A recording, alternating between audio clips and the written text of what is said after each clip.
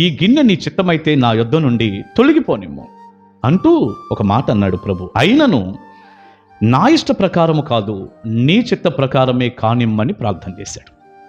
ఏమంటున్నాడు ఇక్కడ? నా ఇష్టం కాదు, నీ చిత్త ప్రకారమే కానిమ్ము.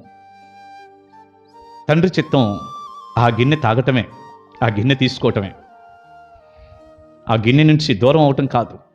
అలాగే జరిగింది. యేసయ్య కలువరి శిలువలో ప్రాణం పెట్టాడు, రక్తం కార్చాడు.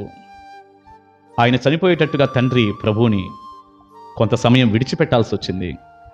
తద్వారా మనకి గొప్ప రక్షణ భాగ్యం దేవుడు అనుగ్రహించాడు. దేవుడి నామానికి స్తుతి కలుగునుగాక. ఇక్కడ మనకున్నటువంటి ఒక చక్కని పాఠం, ప్రియులారా, దైవజనుడిగా నేను చెప్పాలనుకున్న, పరిశుద్ధాత్ముని సహాయంతో నేను మీకు తెలియచేయాలనుకున్న ఒక చక్కని మాట ఏంటంటే, యేసయ్య చేయాల్సిన ప్రార్థన చేశాడు. ఆయన ఏం అడగాలనుకున్నాడు, అడిగాడు. కానీ వెంటనే అన్నాడు, అయినా నా ఇష్టం కాదు, నీ చిత్తమే జరగాలి అన్నాడు. ఇది ఎంత గొప్ప పాఠం మనకి. మన జీవితంలో కూడా మనం అడగాల్సినవి అడుగుతాం. కొన్ని అవసరాలు ఉంటాయి మనకి, అడుగుతాం. కొన్ని ఆశలు ఉంటాయి, కొన్ని అక్కర్లు ఉంటాయి. మన జీవితంలో ఏవేవో కావాలి, మనకు అవసరాలు.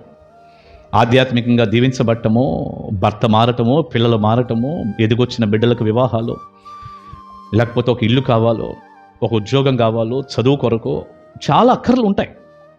ఏం తప్పు లేదు, ఆశపడి మనం అడగాలి. ఆశ కలిగిన ప్రాణాన్ని ప్రభు తృప్తిపరుస్తాడు. ప్రభువా, నాకు ఇది సహాయం చెయ్యి, నాకు అది కావాలని ఉంది అని మన అవసరత కొలది అడగొచ్చు.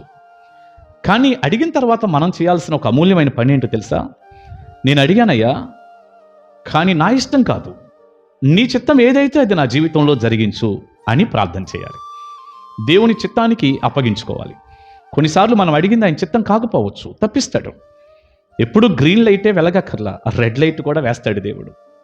ఆగు, ఇది నాకు ఇష్టం లేదు, ఇలా ముందుకు నువ్వు వెళ్ళొద్దు, నీకు ప్రమాదం ఉంది, ఆపుతాడు. మనం అడిగింది మాత్రమే ప్రభు ఇవ్వాలని ఎప్పుడు అనుకోకూడదు. ఆయన చిత్త ప్రకారం జరగాలనుకోవాలి. ఆయన చిత్తాన్ని చేసే వ్యక్తులుగా ఉండాలి.